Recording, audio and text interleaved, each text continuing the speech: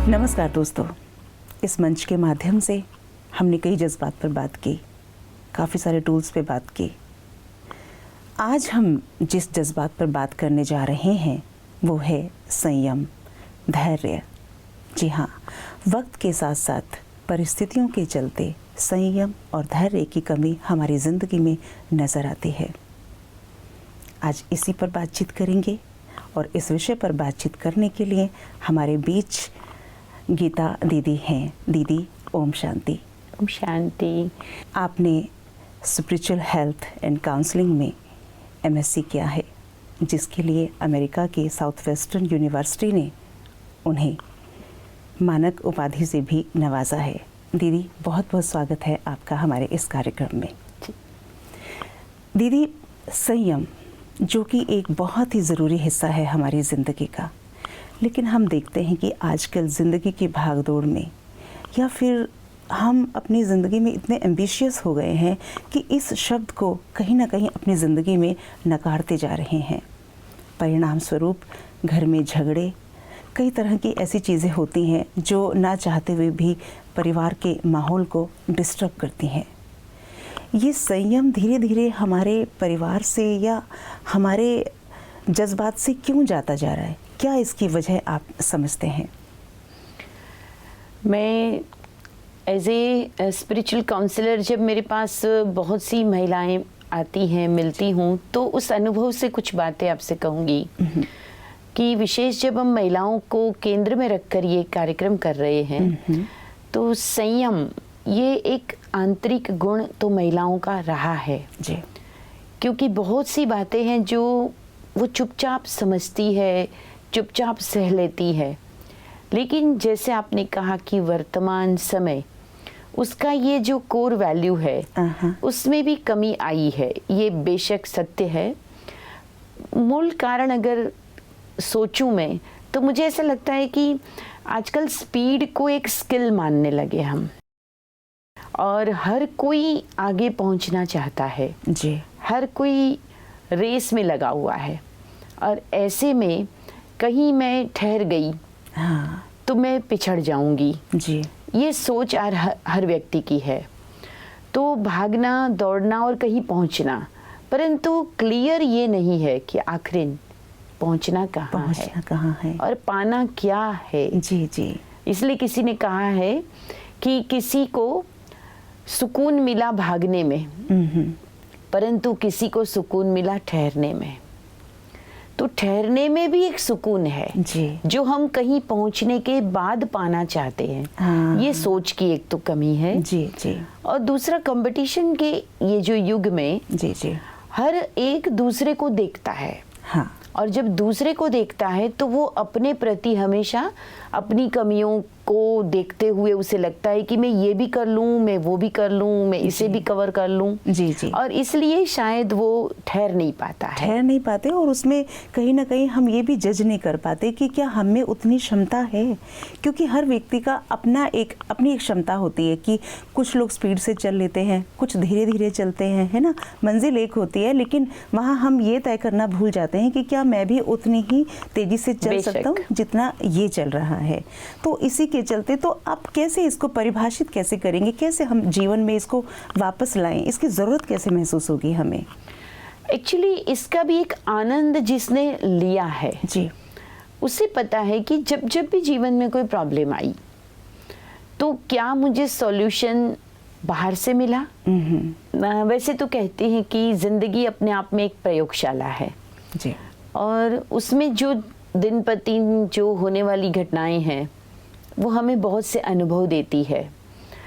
उस अनुभव में जिस किसी को भी अपने अंदर देखने की आदत है तो वो देख सकता है कि जब भी मेरे जीवन में कोई चुनौती आई, कोई प्रॉब्लम आई, तो क्या मुझे सॉल्यूशन बाहर से मिला, या हर वो बात जो मैंने अपने जीवन में इम्प्रूव किया, चेंज किया, तो मैंने अंदर अपने आप को ठीक करके किया जी। क्योंकि एक हमारा सर्कल होता है जो मेरे कंट्रोल में है, वो मेरा अपना सर्कल है, लेकिन एक आउटर सर्कल है जो मुझ पर हावी तो हो सकता है, उससे मैं बिल्कुल इफेक्ट में आती हूँ, लेकिन वो मेरे कंट्रोल में नहीं है। तो अगर हम अपने ऊपर काम करना चाहते हैं, और जब भी अपने ऊपर जिसने काम किया है उसने जीवन में बदलाव के साथ औरों में भी बदलाव लाया है। इतिहास भी इसका साक्षी है जी, कि जिन लोगों ने बाहर क्रांति भी की, उन्होंने पहले साधना करके अपने आप में शक्ति भरी थी, अपने आप को पहले सक्षम बनाया था। तो हर व्यक्ति को ये अनुभव होना ज़रूरी है, इस प्रोसेस को समझाएं हम उन तक पहुंचाएं हम उन तक, कि आपके अंदर की स्थिति ही बाहर रिफ्लेक्ट होती है, और इसलिए आप पहले अपने आप में मजबूत होने चाहिए, सुलझे हुए होने चाहिए। आजकल हम देखते हैं कि लोग अंदर बहुत कंफ्यूज्ड रहते हैं, ये करूं, ये बेहतर है, वो नहीं है, इसका साथ लूं, उनका लूं। जैसे बच्चों को भी, मैं यूथ विंग से हूँ हमारी संस्था की, तो मैं देखती हूँ कि उनको जब करियर चूज करना होता है या उस समय भी वो बहुत कंफ्यूज होते हैं। जी जी, बाहरी जो एक वातावरण है ना, उससे बहुत ज़्यादा प्रभावित रहते हैं। उसके लिए भी काउंसलिंग के लिए लोग जाते हैं कि हम तो डिसाइड नहीं कर पा रहे कि हमारा बच्चा किस में करियर बनाए, तो उसके लिए भी अब एक नया है मार्केट में कि आप जाएं और उनसे पूछे, वो काउंसलिंग करते हैं आपके बच्चे की, है ना। और करना कुछ नहीं है उसमें, हम सिर्फ उनकी टेंडेंसी को जानने की कोशिश करते हैं, सुनते हैं उनसे, वो बातों ही बातों में अपनी चॉइस बताते हैं। तो एक अंदरूनी जो चॉइस होती है वो वही होती है जो सबकॉन्शियस में पड़े हुए मेरे संस्कार होते हैं। वही मुझे बार बार प्रेरित करते हैं कि I have to do something, और वो जो चीज़ है वो मुझे अट्रैक्ट करती है कि मैं ये बनूं। तो वो जो अंदर की इच्छा है, अंदर की जो मेरी डिजायर है, उसे ढूंढने के लिए हमें अंदर तो जाना पड़ेगा, बिल्कुल जाना पड़ेगा, ठहरना पड़ेगा जी। जैसे हम उदाहरण भी देते हैं कि शांत पानी में, शुद्ध पानी में चीजें आपको स्पष्ट दिखाई देती है, आप पर्टिकुलर प्लेस से उसको ढूंढ सकते हैं।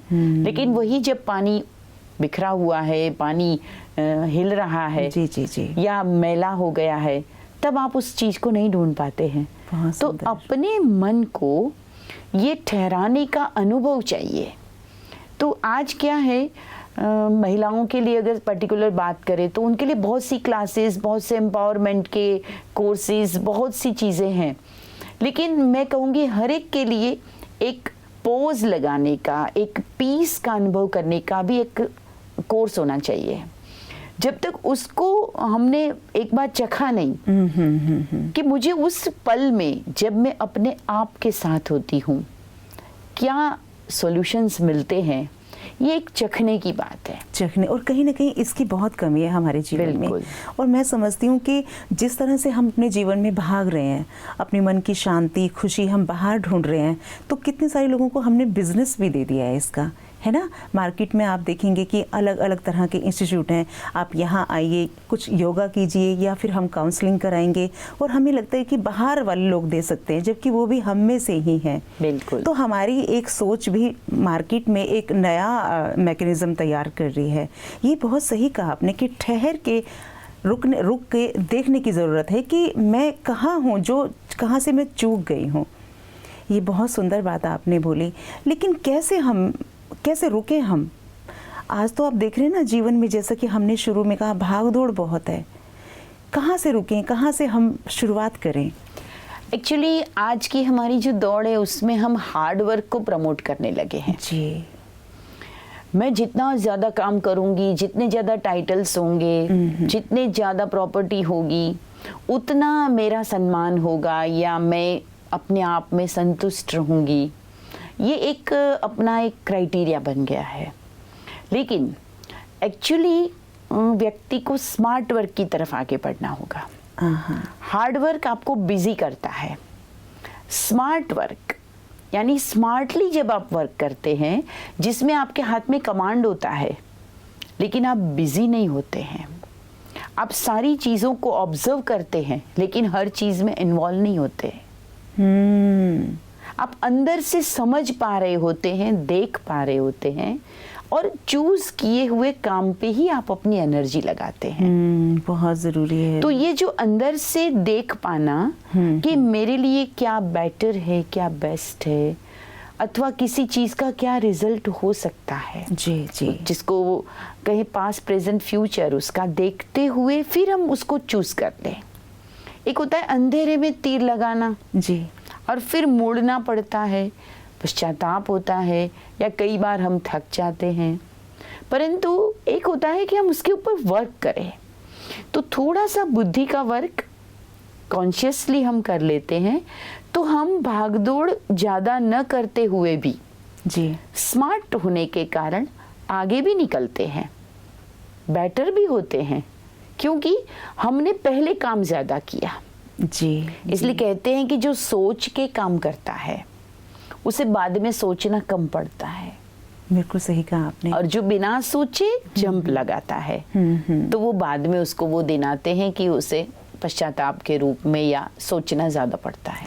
ये भी एक चीज़ है दीदी, आजकल जैसे महिलाएं होती हैं ना, हमेशा ही अपने आप को कमतर आंकती हैं, और उसी के चलते वो खुद से अपने भीतर भी नहीं झांकती हैं। उनको लगता है कि दूसरे लोग ज़्यादा अर्न कर रहे हैं। अर्न इन द सेंस ये नहीं कि मतलब हम आर्थिक उसमें कहीं फील्ड में, कहीं भी रिश्तों में भी दूसरे लोग ज़्यादा अर्न कर रहे हैं, वो उनके रिश्ते बड़े मधुर हैं, वो कर भी अच्छा रहे हैं, उनके बच्चे भी बाह्यमुखी बहुत ज़्यादा हम हो गए हैं, है ना। और जब हमने खुद को कमतर आंका तो हमने अपनी क्षमताओं को भी पहचानना छोड़ दिया कि हम कहाँ अच्छा कर सकते हैं। ये बड़ी अच्छी बात आपने बोली, लेकिन कैसे हम अपने आप को कैसे मोड़ के लेके आए सब जगह से, है ना। वो देखिए, जो ये आपने कहा इन्फेरिडिटी कॉम्प्लेक्स, जी, जो ये प्रवृत्ति है वो पनपी ही तब है जब हमने अपने स्वमान को, हाँ, सेल्फ एस्टीम को पहचानना, अनुभव करना, उस पर ध्यान देना, ये अपने जीवन का हिस्सा नहीं रखा। कभी हमारे घरों में प्रार्थना से दिन शुरू होता था, दिया बत्ती करके दिन शुरू होता जी, था, बिल्कुल। शाम को अच्छी आध्यात्मिक बातें, भजन आदि से, रेडियो के प्रोग्राम्स भी आप देखिए इस टाइप के होते थे, बिल्कुल, कि रात्रि को संत वाणी आती थी, जी। तो क्लोज भी ऐसा होता था, ओपनिंग भी ऐसा होता था। तो कहीं ना कहीं हमें सवेरे शाम ये एक अंदर से जागृति मिलती थी कि भले हम दिन भर व्यस्त रहते हैं, लेकिन अल्टीमेट लाइफ का गोल क्या है। हाँ। ये सब कुछ भी है, लेकिन फर्स्ट ऑफ ऑल मैं क्या हूँ, मैं कहाँ से आया हूँ, मेरे जीवन का एक उच्चतम या जिसको कहे कि ओरिजिनल गोल क्या है। क्या जिंदगी भर भागते ही रहेंगे? भाग दौड़ तो ऐसी है जैसे रोड पर आप गाड़ी चलाते, कितनी ही गाड़ियों को ओवरटेक आपने कर लिया जी, लेकिन फिर भी कोई न कोई गाड़ी तो आपके आगे होगी। हाँ, इस दौड़ को तो कभी समाप्त नहीं कर पाओगे। बस वो जो एक गाड़ी आगे है ना, हमारा फोकस ही उस पे है। Yes. हमने कितनी पीछे छोड़ी उस पे फोकस नहीं है। जिसको पीछे छोड़ दिया, मे भी हम सोचते हैं ठीक है, कितने लोग तो ये होता है, अच्छा भाई तुम्हें जल्दी है तो तुम आगे निकल जाओ। कहने का मतलब जो हमने पा लिया उस पे हमारा फोकस नहीं रहता। Yes. जो नहीं पाया है उस पे हमारा फोकस रहता है, और उसी के चलते फिर हम तमाम तरह की चीज़ें हमारी ज़िंदगी में होती रहती हैं। आपके चेहरे पे टेंशन रहेगी, तनाव रहेगा, और कहीं अगर ऐसा हुआ कि वो गाड़ी आगे ही रही और उससे पहले ही आप अपने गंतव्य पर पहुंच गए, तो उस एक टेंशन के साथ घर आते हैं कि एक बिल्कुल। हारा वो आप अपने आप को फील करते हैं। जी। हम कहाँ पहुँच गए हैं ना दीदी। और कितनी सुंदर बात है कि शाम जब होती थी, हमने अपने बचपन में देखा कि शाम होते ही दोनों समय मिल रहे हैं, दिया बाती करो।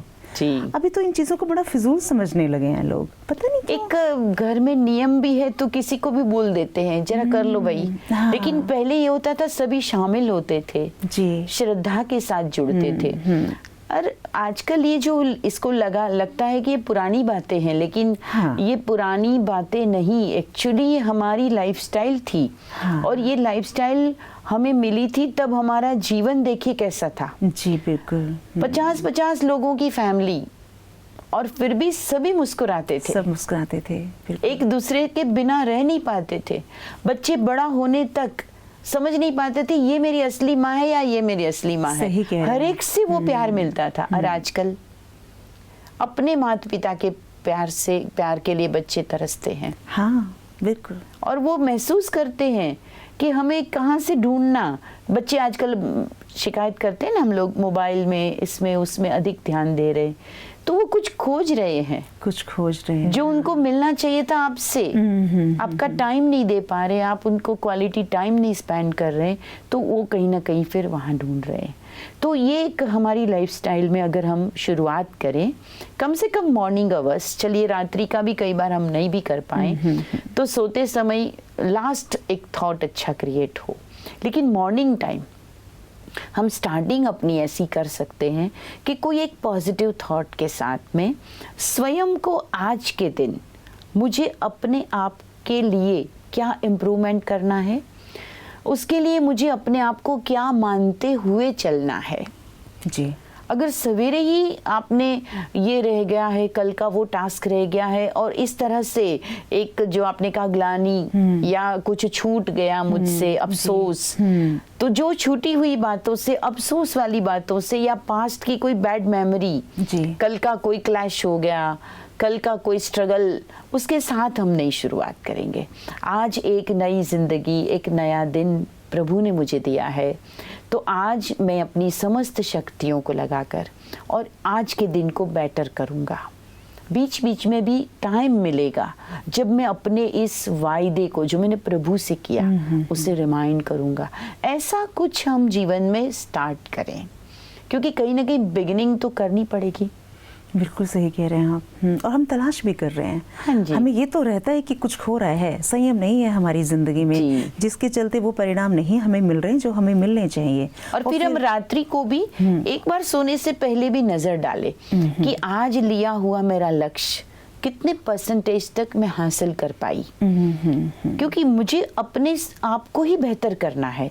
कंपटीशन किसी और से नहीं, अपने आप से करें। कल से आज का दिन मेरा कैसा रहा और क्या मुख्य कारण रहा, किस चीज ने मुझे हेल्प की, किस थॉट ने मुझे हेल्प की।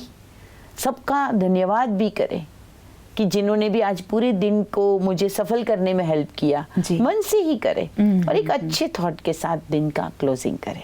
तो मुझे लगता है कि जब इतनी सारी बातें हम खुद से सोचेंगे, खुद भीतर झांकेंगे खुद में, तो कहीं ना कहीं वो शुरुआत तो होगी और हम वहाँ उस बात के करीब पहुँचने की कोशिश करेंगे जिसे हम कहते हैं संयम। कहते हैं ना, जिन खोजा तीन पाइयां, गहरे पानी पेट, अपनी ही गहराई से सब कुछ मिलेगा। बहुत सुंदर बात दीदी, बहुत सुंदर।